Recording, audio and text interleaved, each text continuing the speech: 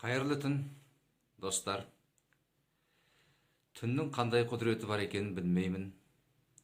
Адам баласы қас қарайып түн батқаннан кейін бір түрлі салиқалы, сырлы, мұңлы, мағыналы ойларға кетеді.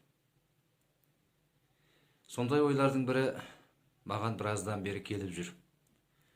Ол ой осы адам баласы біреуге және өзіміз туралы шынайы, шындық, тіпті болмағанда шындыққа жуық сөзді қашан айтамыз деп. Күнделікті өмірде көріп жүрміз. Тойларда, бас қосуларда біз адамдардың көбінде жақсы жағын айтамыз.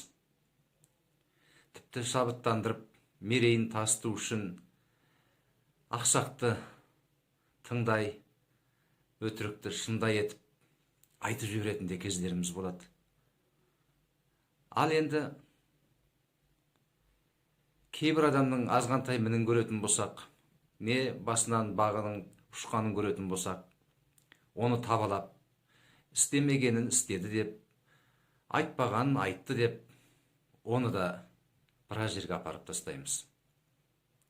Міржақып Дулатов айтқандай, біреу озса, күңк-күңк етіп күндейміз, біреу тозса, дүңк-дүңк етіп жүндейміз деп. Ал біреу туралы осындаймыз: не мақтаймыз, не даттаймыз. Нақ шынайы бағасын беру өте қиын. Ал өзіміз туралышы. Өзіміз туралы да солай. Не өзімізді тым асыра бағалаймыз, не өзімізді төмен санаймыз. Асыра айтатын болсақ, Абай атамыз айтқандай, мақтанасың біреуге мақтасын деп, шау жайымнан еш адам қақпасын деп. Сен кеткен соң артыңнан күліп қалар, антұрғаннан Құдайым сақтасын деп. Ал енді өзің туралы өзіңді төмен санасаңшы, онда ынжық, өлез деген сияқты сипаттарға ие боласың. Жалпы адам баласы өзін де, өзгені де мына жалған дүниеде дәп басып бағалай алмайтын сықылды. Бағалай аламыз-ау, мүмкін, бірақ оны жүрегімізбен бағалағанымызбен, мына аузымызбен айтып, топ-ортада немесе ел жұрттың алдында бір нақты бағасын бере алмайтын сықылдымыз. Оған біздің не ерлігіміз жетпеуі мүмкін, не әділдігіміз жетпеуі мүмкін. Әйтеу бірдеңенің жетіспеушілігінен осындай жағдайға баратын сияқтымыз. Содан ойландым, жалпы адам баласы өзі туралы да, ел туралы да шынайы сөзді қай уақытта айтады екен, деп. Содан ойлана келе оның жауабын тапқандай болдым.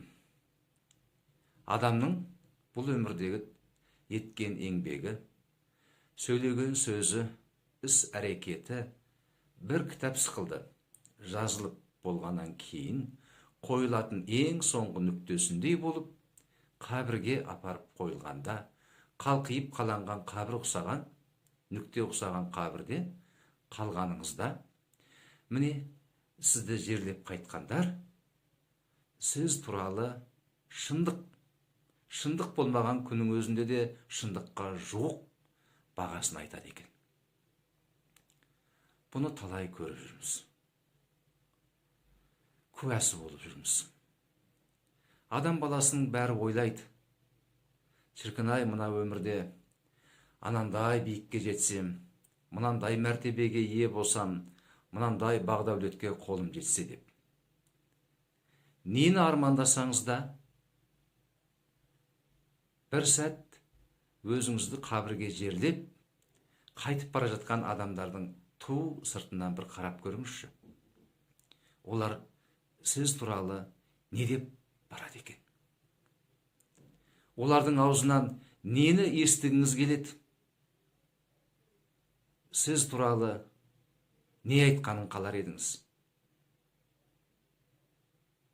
Міне, егер олардан нені айтып, сіз туралы қандай баға тыңдағыңыз келген болса, онда өміріңіздің арнасын сол бағытқа бұрыңыз.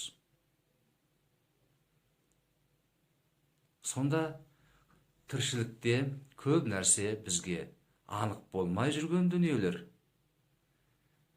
бізге ашық, анық болады. Мен ойлаймын, адам баласы бұл өмірде өзін бағалап, өзін құрметтеп, белгілі бір салада адал еңбегімен табысқа жететін болса,